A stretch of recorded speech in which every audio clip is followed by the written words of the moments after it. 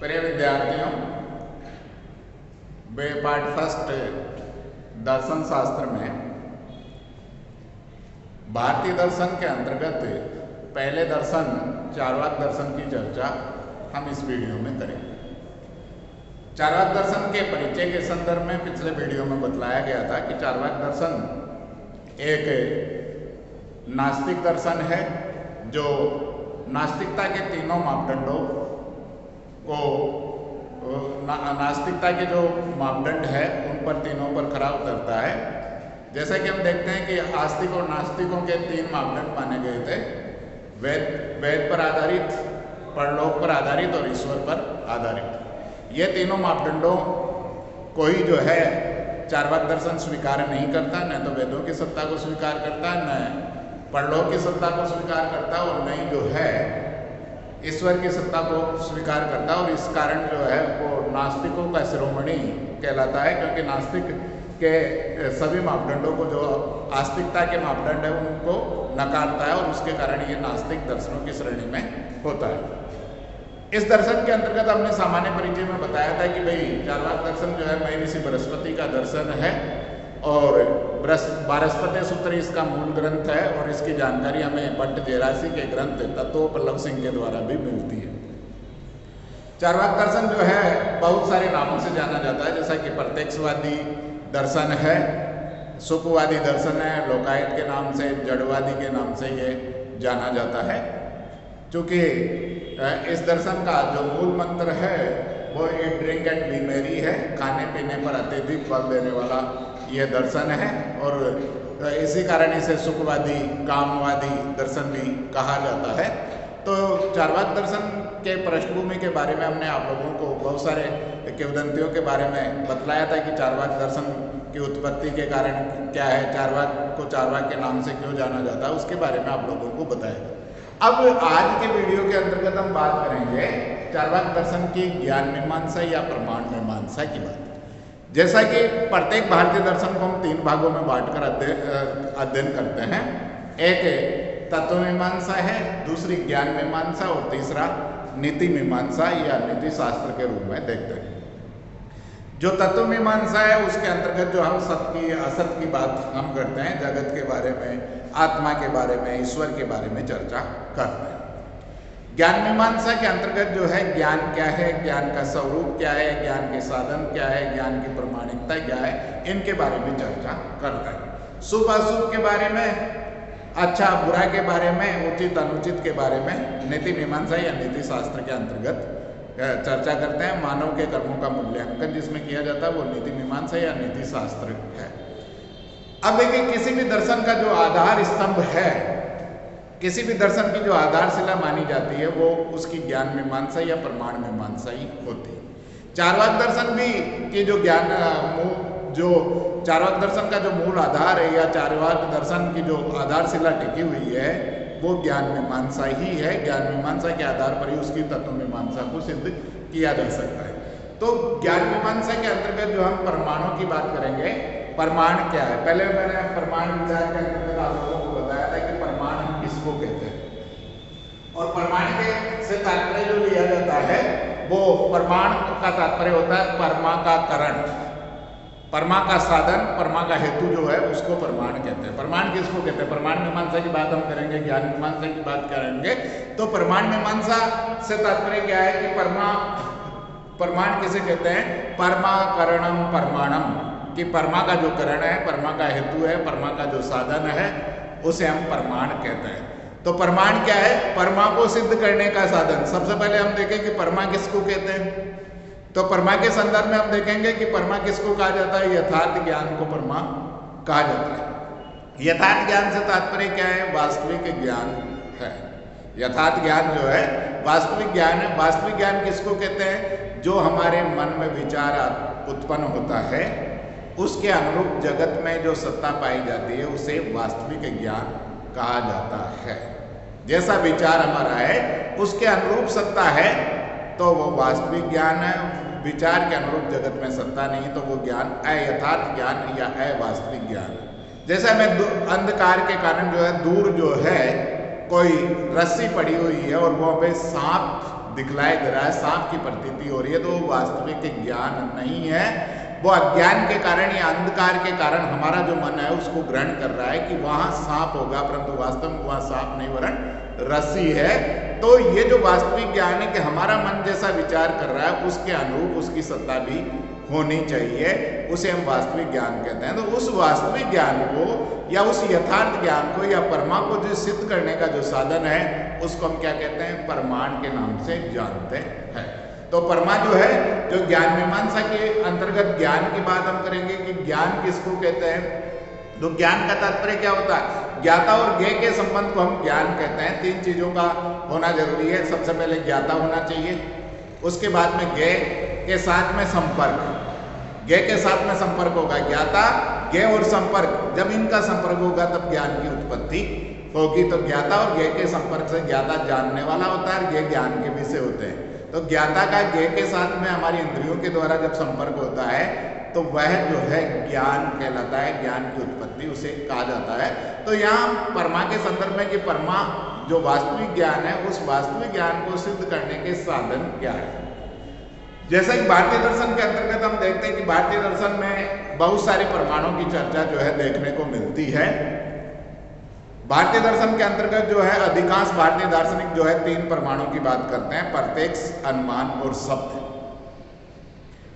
कुछ दार्शनिक जो है चार प्रमाणों की, जिसमें न्याय दर्शन है उसमें एक उपमान प्रमाण और जोड़ देता है और चार प्रमाणों की बात करेगा, प्रत्यक्ष है, अनुमान है, शब्द और उपमान। मीमांसा दर्शन के संदर्भ में देखेंगे तो मीमांसा दर्शन जो है 5 और 6 प्रमाणों को मानता है, क्योंकि मीमांसा दर्शन के दो भाग है, एक प्रभाकर का मत है और दूसरा कुमारिल का मत है। जो प्रभाकर का मत है वो 5 प्रमाणों की बात करेगा और कुमारिल का मत जो है 6 प्रमाणों की बात करेगा।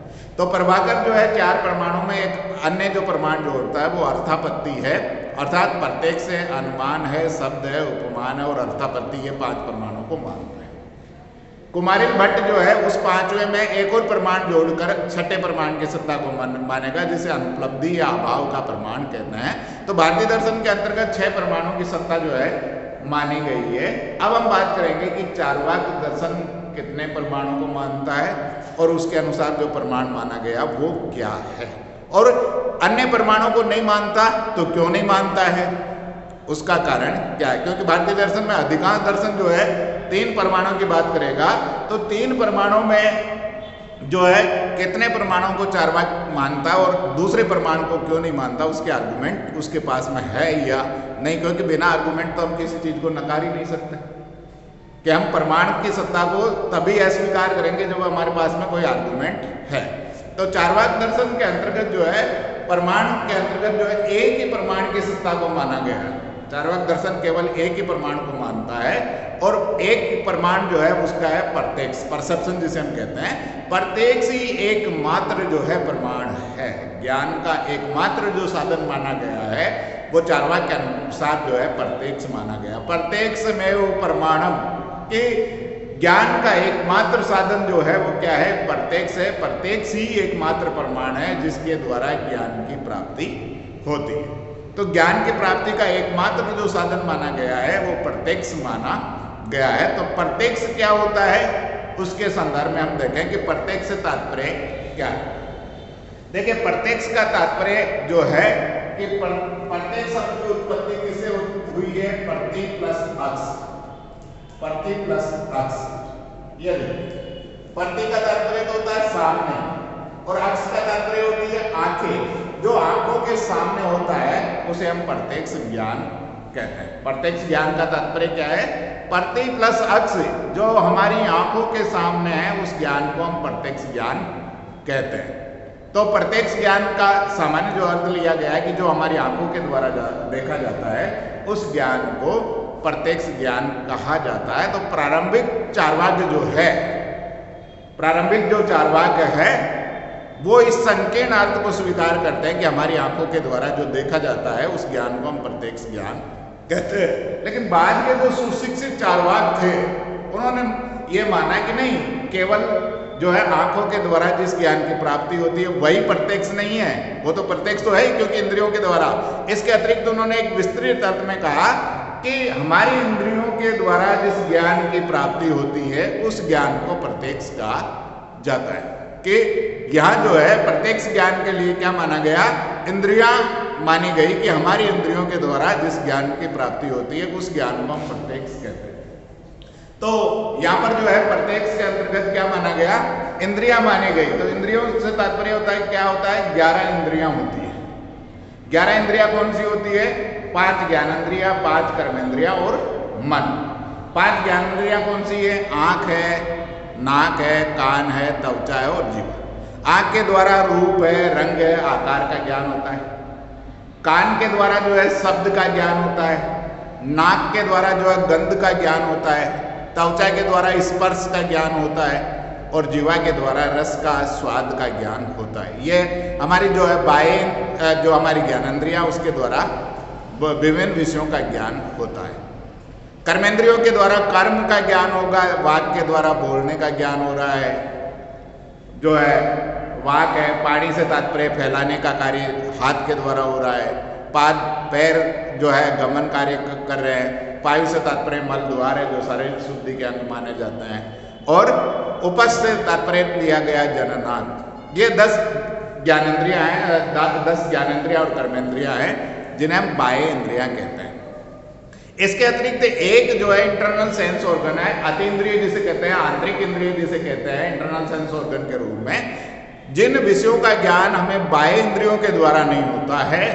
कुछ विषय ऐसे भी है जिनका ज्ञान हमें बाह्य इंद्रियों के द्वारा नहीं होता, उनका ज्ञान जो है हमें मानसिक इंद्रिय के द्वारा होता है, एक इंटरनल सेंस ऑर्गन के द्वारा होता है जिसको हम मन के नाम से जानते हैं।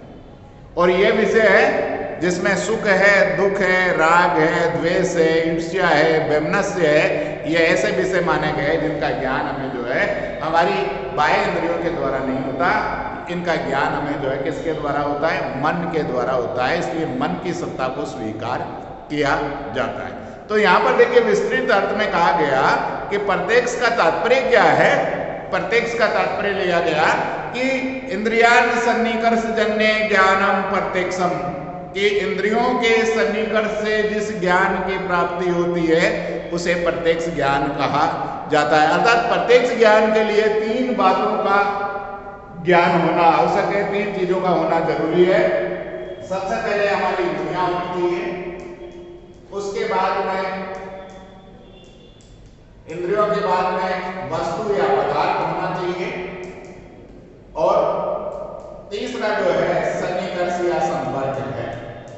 प्रत्यक्ष ज्ञान की उत्पत्ति 3 चीजों से, 3 बातों पर निर्भर करती है। 3 चीजें हैं कि सबसे पहले तो हमारी इंद्रियां होनी चाहिए, और वो कैसी होनी चाहिए, स्वस्थ होनी चाहिए। हमारी इंद्रियों में विकार है, हमारी इंद्रियों में ही कमी है तो हमें प्रत्यक्ष ज्ञान की प्राप्ति नहीं होगी। जैसे किसी की आंख में दोष है, किसी के कान में दोष है, किसी के नाक में दोष है तो उसके गंध का ज्ञान ही नहीं होगा, किसी को शब्द का ज्ञान ही नहीं होगा, किसी की जीवा में दोष है तो उसे स्वाद का ज्ञान ही नहीं होगा। तो हमारी इंद्रियां क्या होनी चाहिए, स्वस्थ होनी चाहिए, तभी जो हमें प्रत्यक्ष ज्ञान की प्राप्ति होगी। तो सबसे पहले हमारे पास में इंद्रियां होनी चाहिए, जो 11 इंद्रियों की चर्चा हमने की। उसके बाद में सबसे महत्वपूर्ण है ज्ञान के विषय, कि हम ज्ञान किसका प्राप्त करना चाहते हैं। जो ज्ञ है उसी का तो ज्ञान प्राप्त करना चाहिए। ज्ञान के विषय ही नहीं होंगे तो किसका ज्ञान प्राप्त करेंगे। तो ज्ञान के विषय होने चाहिए, और ज्ञान का विषय भी है और इंद्रियां भी है, लेकिन ज्ञान तब तक नहीं होगा जब तक हमारी इंद्रियों का विषय के साथ में संपर्क नहीं होगा। तो इसलिए इंद्रियों का वस्तु के साथ में जब संपर्क होगा तभी प्रत्यक्ष ज्ञान की प्राप्ति होती है। इसलिए कहा गया कि इंद्रिया सन्निकर्ष जन्य ज्ञानम प्रत्यक्षम, इंद्रियों के सन्निकर्ष से जिस ज्ञान की प्राप्ति होती है उस ज्ञान को हम क्या कहते हैं, प्रत्यक्ष ज्ञान कहते हैं। तो प्रत्यक्ष चार्वाक दर्शन एक ऐसा दर्शन है जो केवल प्रत्यक्ष को ही ज्ञान का मूल स्रोत मानता है। इसलिए कहता है कि प्रत्यक्ष में प्रमाणम। क्यों मानता है, क्योंकि प्रत्यक्ष एक ऐसा साधन है जिसमें अस्पष्टता का अभाव है, जिसमें किसी प्रकार की शंका की संभावना नहीं है, जिसमें किसी प्रकार की संदिग्धता नहीं है। तो ज्ञान कैसा होना चाहिए, जो असंदिग्ध है, जो संदेह से रहित है, किसी भी प्रकार का भ्रम उसमें नहीं होना चाहिए। इसलिए जो है एक ऐसा ज्ञान जिसमें किसी भी प्रकार की अस्पष्टता का अभाव हो, जिसमें संदेह का अभाव देखने को मिलेगा, जिसमें संदिग्धता का अभाव देखने को मिलेगा, वो एकमात्र जो है प्रत्यक्ष ही है, जिसमें किसी भी प्रकार की संभावना या संदेह नहीं रहता। इसलिए प्रत्यक्ष जो है ज्ञान का एकमात्र मूल स्रोत माना जाता है। तो चार्वाक दर्शन के अंतर्गत जो है प्रत्यक्ष को ही एकमात्र प्रमाण माना गया है। अगले वीडियो के अंतर्गत हम जो है अन्य प्रमाण जो है, जो अनुमान है, शब्द है, उनकी सत्ता को वो नकारता है, तो क्यों नकारता है उनके बारे में हम चर्चा करेंगे। धन्यवाद।